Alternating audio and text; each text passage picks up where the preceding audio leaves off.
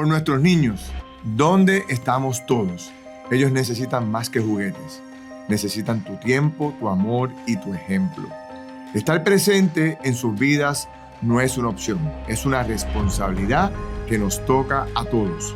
Porque cada abrazo, cada palabra y cada enseñanza no solo deja huellas hoy, define quiénes serán mañana.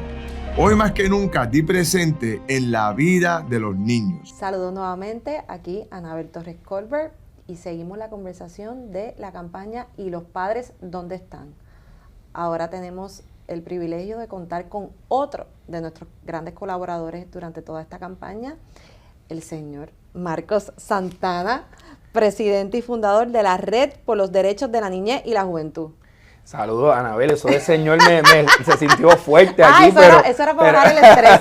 Eso era para bajar el estrés. Gracias por la oportunidad, muy contento de estar aquí con ustedes. Y que ya, como hablábamos un poquito antes de empezar aquí a grabar, ya de la red, porque es que ese nombre está largo. Sí.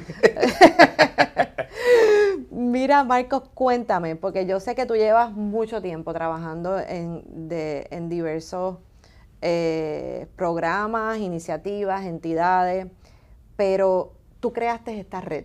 Cuéntame por qué la creas y todo lo que hacen, todo lo que impactan y el objetivo principal de la entidad. Bueno, pues la Red por los Derechos de la Niñez y la Juventud de Puerto Rico es una organización sin fines de lucro con la misión de prevenir, atender y eliminar el maltrato infantil y juvenil en Puerto Rico.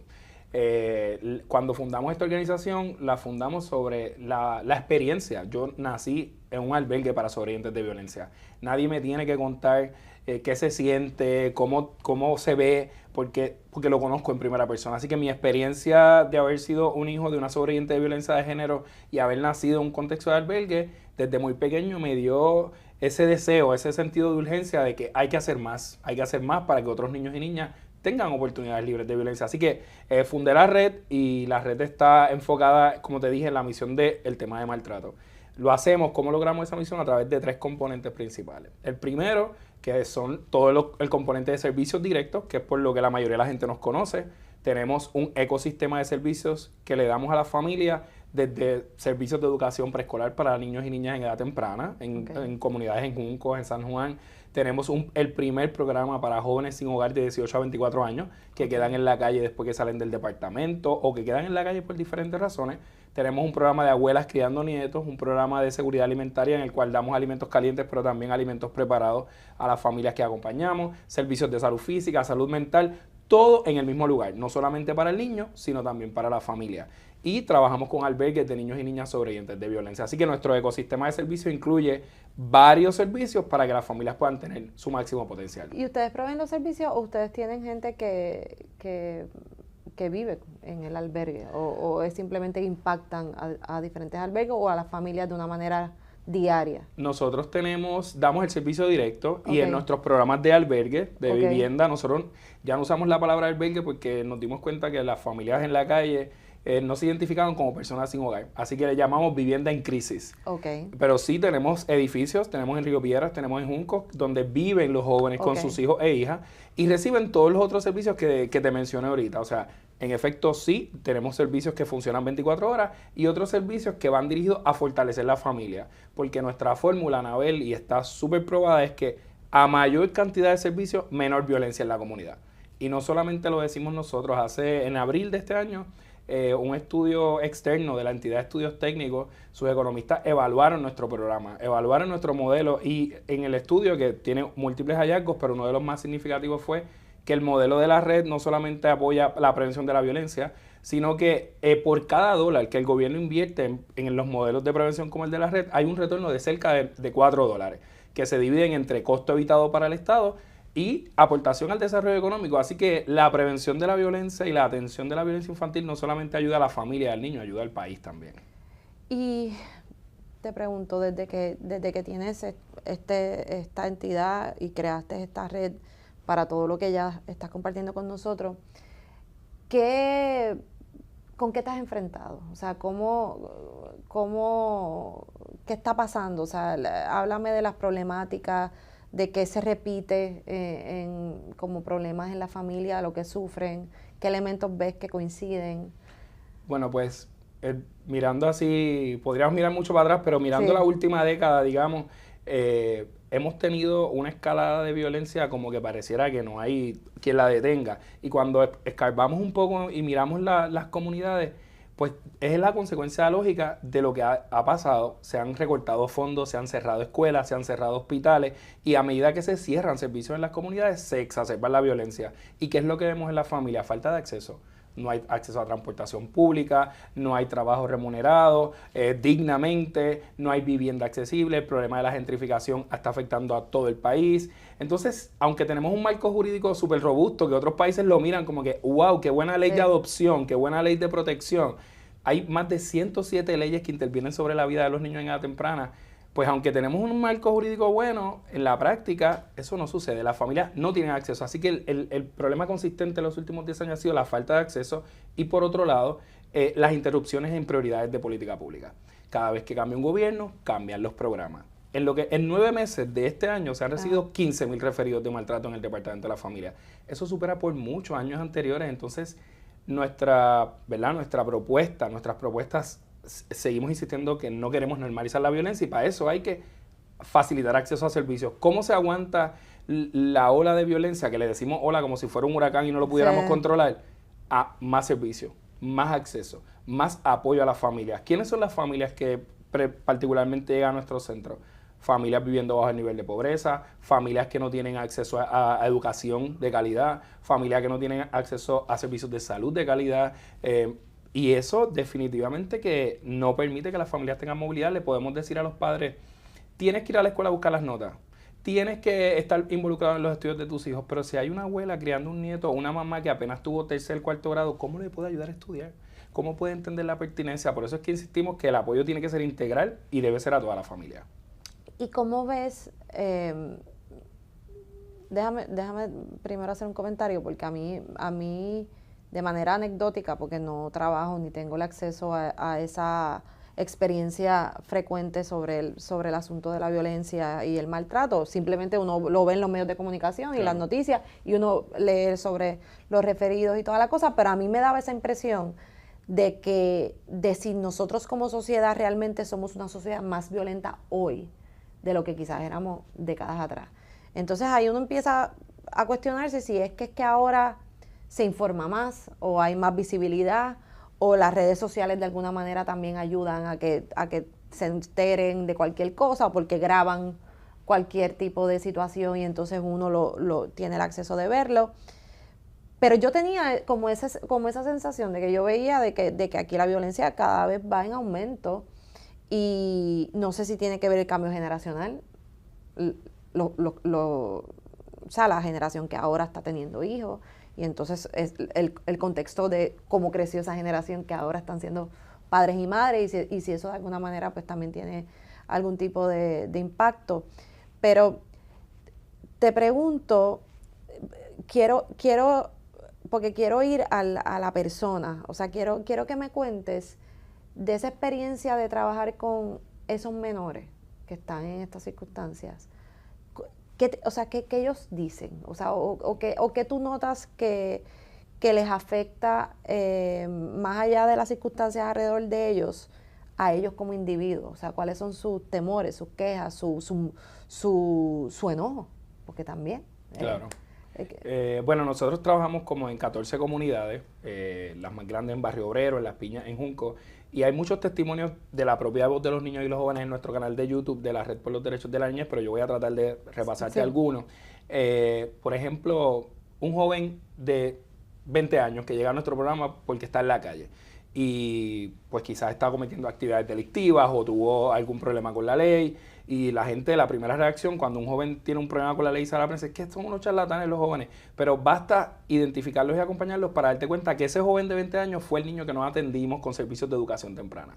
Entonces, un joven de 20 años que fue custodiado del Departamento de la Familia, que tuvo conflicto con la ley, que fue recipiente de beneficios del gobierno. Entonces, un niño que a los 20 años ha pasado por todos los sistemas.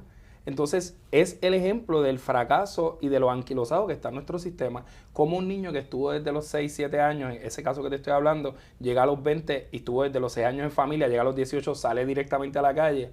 Pues es que realmente ese joven que estamos viendo tiene unas experiencias adversas en la infancia.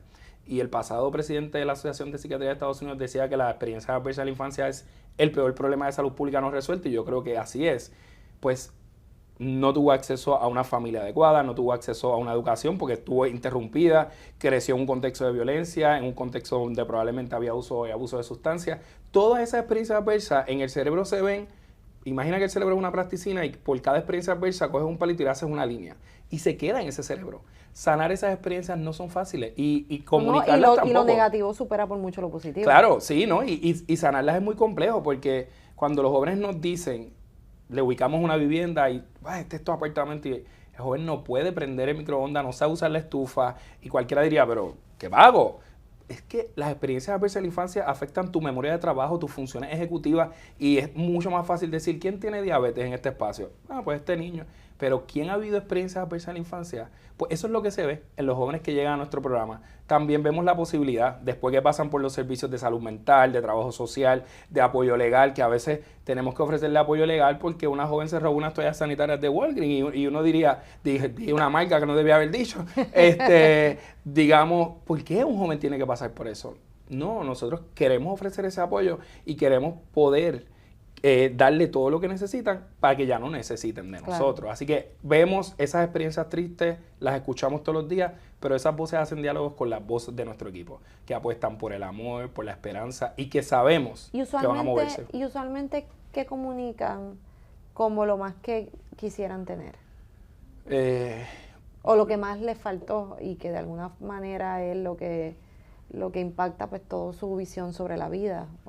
En los niños y los jóvenes eso se ve diferente, pero por ejemplo hay jóvenes que tienen que intercambiar sexo para tener un techo seguro. Entonces a veces lo que quieren es tener un techo digno sin tener que intercambiar su cuerpo por un techo, sin tener que intercambiar su cuerpo por comida. Y cuando doy ese ejemplo, eso no pasó el siglo pasado, eso pasa todavía. Así que a veces lo que aspiran es a poder dormir, a una cosa tan básica como poder dormir en un lugar tranquilo y bañarse con agua caliente y poder tener conexiones con otros jóvenes. Y lo vemos diariamente y a veces la gente piensa, pero ese problema de los jóvenes en la calle no está. Y es que no se ven debajo del puente donde tradicionalmente los ve.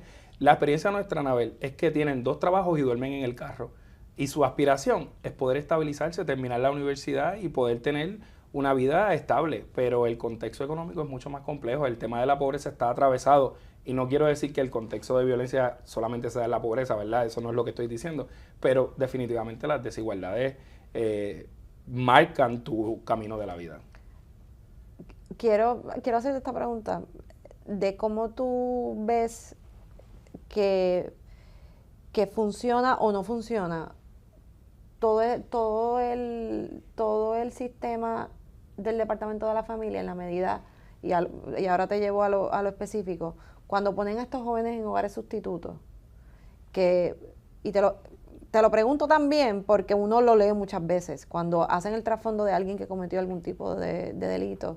Este joven de tal edad estuvo aquí, estuvo allá, o sea que tú sabes que hay una relación, no siempre, pero en muchos casos. ¿Dónde está fallando esos programas? Es tremenda pregunta. De hogares sustitutos, y qué se pudiera hacer distinto, porque si ya de por sí esos niños no tienen a sus padres de la manera que deberían tener, ¿cómo el Estado puede darle una experiencia mucho más saludable para propósitos de ayudar su desarrollo? Bueno, como trabajador social, ¿verdad?, de formación y persona que trabajó en el Departamento de la Familia, quiero comenzar diciendo que en el Departamento de la Familia hay muchísima gente buena, competente y comprometida. Dicho eso, tengo que decir que el Departamento de Familia, quien es el líder del sistema de protección, a 50 años de su fundación está anquilosado y ya no responde al nuevo contexto del país. ¿Verdad? Y esto no tiene que ver con ninguna persona, tiene que ver con el sistema. Y el sistema de protección en el 2017 sufrió una transformación a nivel nacional en Estados Unidos y Puerto Rico, pero en Puerto Rico no se ha logrado esa implementación adecuada. Nuestro sistema aún está enfocado en una mirada punitiva, en cómo intervenir y remover niños para que crezcan en un sistema. Y eso no funciona. Ese es el mismo modelo de la mano dura que no ha funcionado. Así que cuando me mencionas hogares sustitutos, rápidamente una cosa súper rápida del sistema, el sistema no depende solo de familia. Para que un niño llegue a un hogar sustituto, el departamento tiene que recibir un referido, que lo hace cualquier ciudadano, intervenir, evaluar el riesgo presente inminente, pero es el tribunal que decide si lo puede remover o no. inmediatamente el tribunal decide, el Departamento de la Familia, hoy, dentro del marco federal que les rige, tiene que priorizar la opción con un familiar, no puede ser un hogar sustituto. Pero ese contexto no se da porque no hay personal en las locales. Estos días recientes salió que hay muy poco personal atendiendo los referidos. Así que yo creo que el sistema requiere una reforma profunda. Por eso nosotros en el 2017 comenzamos a impulsar una reforma de la Ley 246 que no fue hasta el 2023 que se aprobó por 2 palabras. En los 2 cuerpos legislativos, 2 palabras hicieron que ese proyecto se detuviera. Pero ya se aprobó. Pero en este contexto, para que ese sistema no falle y un joven no tenga aquí a 20 hogares de crianza o a 20 hogares sustitutos, requiere que la Ley 57 se transforme y que el Departamento de la Familia comience a usar los reembolsos de fondos del título 4E para crear programas que apoyen a la familia. Nosotros creemos que donde mejor están los niños es con la familia y las comunidades. Sí, hay mucho por hacer ahí. Definitivo. Pronto continuaremos y ya vamos a preguntarle a Marcos cómo es que va a estar colaborando con la campaña ¿Y tu padre dónde están?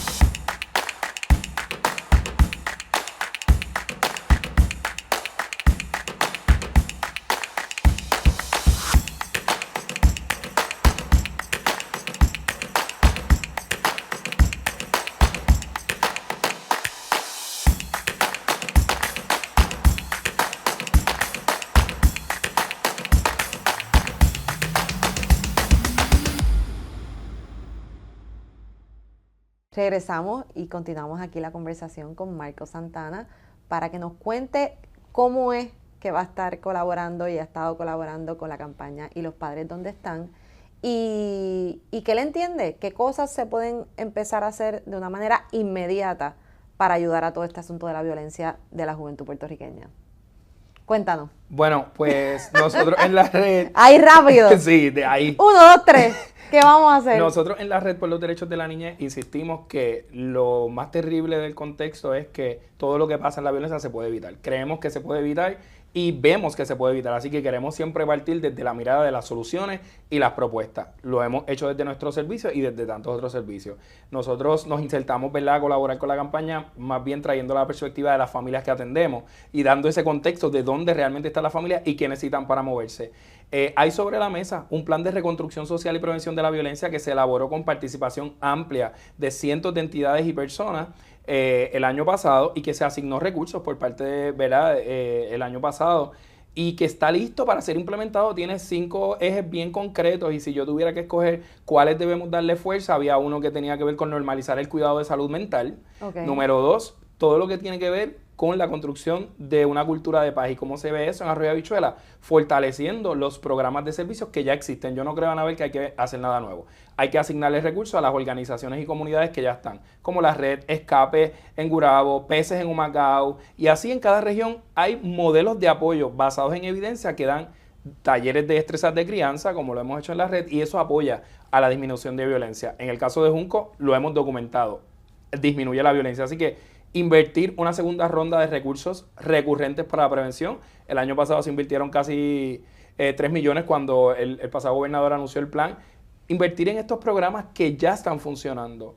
Hacer esfuerzos para normalizar los servicios de salud mental y comenzar a reformar la Ley 57. ¿Para qué? Para que el Departamento de la Familia tenga garras suficientes y cambiar el paradigma de criminalizar las familias removiendo niños y comenzar a usar los recursos en apoyar a las familias y darle acceso a información que le permita criar de manera no violenta. Mira, voy a traerte un punto sobre las cosas que se pueden hacer porque en todo este movimiento de la campaña y los datos que se han ido sacando de donde hay datos, porque muchas veces los problemas también es que aquí se hace política pública sin estadística, se implementan cambios o se sancionan conductas sin tener la literatura que así lo recomiende. Pero Colbert sacó un día uno de sus números, Sí. que decía que muchos de los jóvenes, ya sean víctimas o agresores, que cometen, ¿verdad?, delitos o algún tipo de conducta violenta, fueron desertores escolares. Y que la deserción escolar, sacó unas estadísticas, ocurre mucho en jóvenes de 8º a 9º grado. Yo no sé cuál es tu experiencia con ese tema particular del componente de la deserción escolar, pero es un tema que si eso es así y sigue siendo así, pues, ¿qué se puede hacer para impactar a esas familias de que sus hijos continúen en la escuela? O sea, ¿qué es lo que pasa en un momento dado que de momento los hijos ya no van a la escuela? El Departamento de Educación o no se entera o trata de hacer algo pero no tiene el control, o los padres simplemente permiten o no están presentes. O sea, ¿cómo ves esa parte de la deserción escolar y el impacto que tiene no solamente en la crianza, pero sino también en la violencia entre los jóvenes? Pues te voy a dar tres soluciones. Una que tiene que ver con política pública y otras que son más al detalle de qué puede pasar hoy. Pero antes quiero decir que a mí no me encanta la palabra desertores escolares. Yo creo que el sistema aborta a los jóvenes, hace que se vayan. El sistema está anquilosado y el sistema de educación tiene que ser reformado. Porque hay proyectos exitosos que han trabajado con jóvenes que no necesariamente han funcionado en la corriente regular, como la educación alternativa. Programas como las escuelas de Centro Sol y Solina Ferrer, Nuestra Escuela en Caguas, Proyecto Nacer en Bayamón, han probado que sí hay soluciones. Y es que la educación en este contexto y en esta generación debe estar más enfocada, debe estar basada en proyectos. No debemos estar repitiendo el mismo currículo con las mismas pruebas estandarizadas a ver si aprenden. Se ha probado con las escuelas alternativas que cuando educamos a los jóvenes en ese nivel, con educación basada en proyectos, con destrezas específicas, integrando tecnología, integrando otros intereses, vamos a retener los jóvenes. Si seguimos usando los salones con pupitres y las pizarras tradicionales, ese no es el espacio. ¿Cómo identificamos quién necesita quizás ese modelo alternativo? Bueno, para identificar qué joven necesita ese proyecto alternativo, hay un montón de pruebas que se pueden trabajar y para eso los consejeros escolares tienen el peritaje. Pero basta estar en comunidades, por ejemplo, en una comunidad como Laja, que hay una escuela Montessori. ¿Cuál es el interés que debemos promover allí? Las ciencias marinas. ¿Qué es lo que hay que defender allí? ¿Qué es lo que hay que defender en la montaña? La siembra del café. O sea, también hay un contexto comunitario que hay que rescatar. Reconstruir ese tejido social para evitar la violencia empieza en la escuela. Y si le facilitamos a los jóvenes acceso a esas experiencias, vamos a generar esa semilla de interés por una tarea específica o la otra. Pero la educación tradicional bancaria de depositar información definitivamente va a hacer que los jóvenes pierdan el interés. Y usualmente esa ha sido tu experiencia, de que cuando hablas con jóvenes que quizás no sienten interés en continuar yendo a la escuela, es por eso mismo, por falta, vaya la redundancia, por falta de interés en lo que se le está enseñando, o es por Hay una multiplicidad de factores. Eso es aspecto. un factor, pero otro factor es definitivamente la precariedad, la pobreza que hay en las familias. El cierre de escuelas, que se ha tratado de pasar ese tema, no es tan sencillo. Hay familias que tienen que movilizarse 45 minutos hasta la escuela más cercana y no tienen vehículo.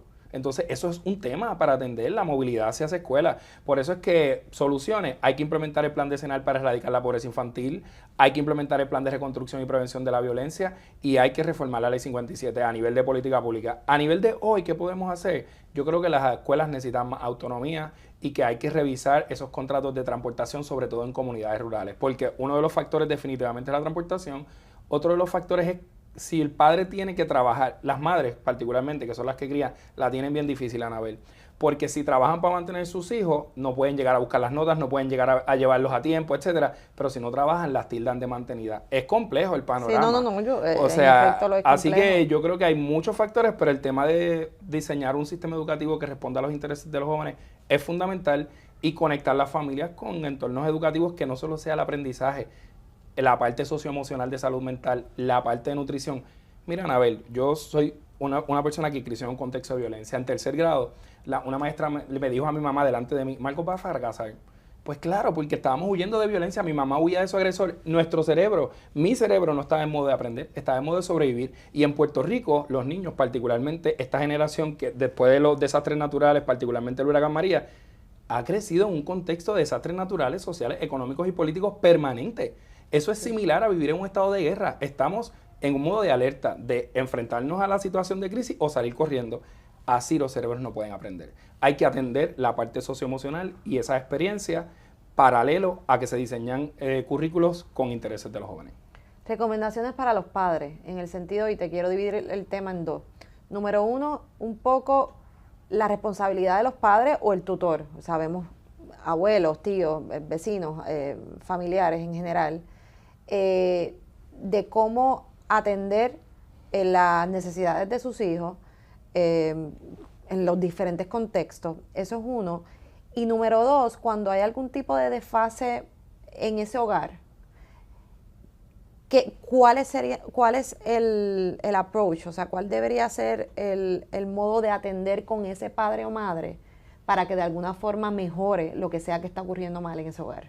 Bueno, pues para la gente que está viendo esto, nosotros en la Red por los Derechos de la Niñez y la Juventud tenemos formas de acompañarle. A través de una línea 510-1606, las familias en cualquier momento nos pueden escribir por WhatsApp. Hay una situación tensa aquí, ¿cómo manejo a mi niño? 787-510-1606. Y además, a través de ese teléfono podemos hacer que las familias tengan acceso a un currículo de destrezas de crianza no violenta que se llama Fundamentos de Crianza, totalmente gratis y está disponible para ellos. Así que hay alternativas y como nosotros, muchas otras. Yo creo que hay que comenzar hablándole a los adultos de que tenemos que aprender a identificar nuestras emociones y a manejarlas, porque eso nos va a ayudar a intervenir con los niños. Si tú no puedes identificar cuando tienes coraje, cuando tienes tristeza, es muy difícil que puedas intervenir con un niño. Así que hay que procesar las emociones, identificar las emociones, y eso se hace diariamente tomando tiempo para respirar, pensando. Y yo sé que a veces cuando criamos no hay mucho tiempo, ¿verdad? Pero recursos como los nuestros que están en nuestra página web, niñezpr.org, hay guías completas de ejercicios que puedes hacer con los niños. Tenemos publicada una lista de libros infantiles de cómo intervenir con los niños, temas difíciles como temas del cuerpo, temas de manejo de coraje. O sea, hay múltiples recursos que las familias pueden usar para esto y que los hacemos disponibles para la familia, ¿verdad? Es muy difícil en poco tiempo aquí tratar de elaborar una lista porque cada familia es diversa, pero sí hay alternativas. Yo creo que lo prioritario sería aprender a manejarnos, a gestionar nuestras emociones, las madres y los padres, y a buscar ayuda en donde se sientan cómodos, organizaciones sin fines de lucro, iglesias, entidades públicas, municipios, porque definitivamente hay alternativas. ¿Y cómo se debe trabajar? Un menor comete algún tipo de falta, alguna conducta violenta, y el padre o la madre de alguna forma no hizo nada o sabía que su hijo estaba quizás cometiendo distintos actos que no eran correctos y no había hecho nada. ¿Cómo se debe ir contra ese padre o madre en el sentido de trabajar el tema para una pronta intervención con ese menor, para que después no sea como un poco hemos estado enseñando en esta campaña de atiende el problema de manera oportuna porque no lo quieres después ni en una cárcel o que pierda la vida por algún acto de violencia? ¿Cómo se debe trabajar con ese padre o madre? Que no sea ese enfoque punitivo que mucha gente critica, pero sí que sea lo suficiente proactivo como para que asuman su responsabilidad. Claro. Sin hablar de ningún caso específico, no. ¿Verdad? Ni mencionar ningún caso específico, quiero primero establecer que hay casos en los que los adultos y adultas, responsables de la crianza, custodios o no, tienen que ser responsables y pagar por los errores u omisiones que hayan hecho, ¿verdad? Sí. Teniendo eso puesto sobre la mesa, nosotros en la Red por los Derechos de la Niñez y la Juventud hemos querido apostar por un modelo que acerca servicios a la familia. Ok, encontramos un joven que está haciendo uso de sustancias o quizás está tratando de ser reclutado por actividades delictivas. ¿Cómo nos acercamos a esa familia? Nosotros hacemos censos diariamente en las comunidades a través de nuestra línea, a través de rondas comunitarias, y cuando identificamos algo como eso, hacemos un plan de metas familiares que se construye con la familia y vemos qué herramientas tiene ese papá y cuáles no. Y qué servicios necesita? A veces hemos identificado que, claro, en el periodo que ese papá está trabajando, el nene o la nena está con su abuela y la abuela no tiene las mismas destrezas de supervisión para ver lo que hace en el teléfono. Así que tratamos de enseñarle a la abuela destrezas digitales, enseñarle a las familias a poner controles parentales en sus teléfonos digitales y en ocasiones, preferiblemente siempre de manera voluntaria, reclutamos a los padres para nuestro currículo de crianza, fundamentos de crianza. Tenemos testimonios en el canal de YouTube de la red en los que los padres cuentan cómo entraron y cómo eso les ayudó a interrumpir intervenciones, eso antes de que ocurra una falta. Pero una vez ocurre la falta, yo creo que hay que trabajar con la reconstrucción del tejido social. No solo es la familia, Anabel, porque en una comunidad con altos factores de violencia, tú puedes trabajar con ese padre, tú puedes tratar de ofrecerle las herramientas a ese padre, pero esa familia y ese joven que cometió falta vuelve a una comunidad donde no hay servicio, donde el trabajo más atractivo es el punto. Muchos jóvenes nos dicen a nosotros, quieren trabajar en el punto. O sea, hay comunidades donde esa es la aspiración, pero es la aspiración porque no hemos construido comunidades completas que le den nuevas oportunidades a los jóvenes.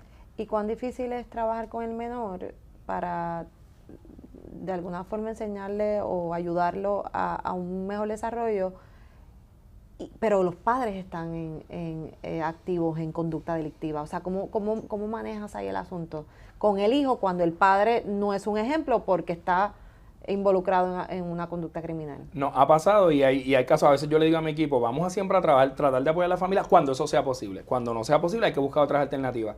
La forma de interrumpir el ciclo generacional de violencia es trabajando con ese hijo. Y es lo que nosotros hacemos desde nuestro programa de Head Start para niños de 0 a 5 años. A veces hay familias o presas o que han sido intervenidos por la policía en un nivel que es muy difícil ya la prevención.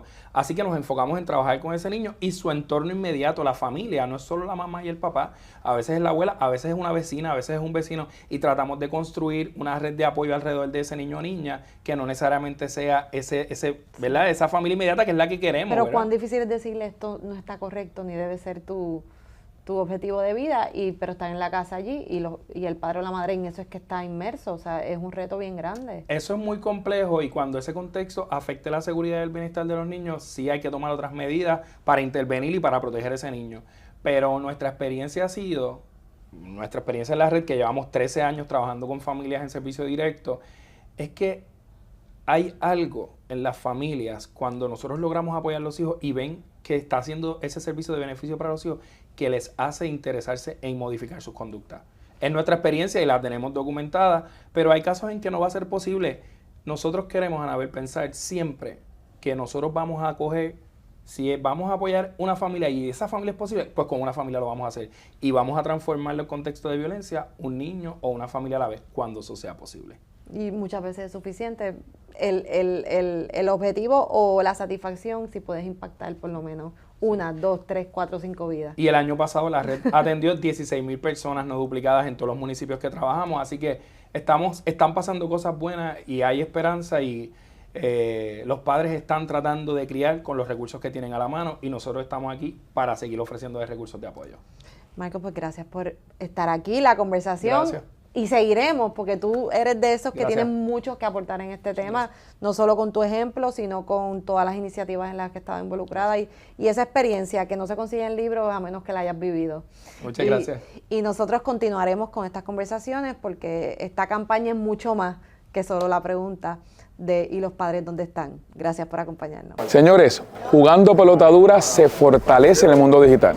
Y ahora que transmitimos solo por YouTube, miles y miles de personas se unen de lunes a viernes para ver nuestro contenido. Este canal está lleno de contenido de valor para que juntos nos eduquemos, informemos y entretengamos. Suscríbete al canal, activa la campana y únete a las miles de personas diarias que nos sintonizan por YouTube.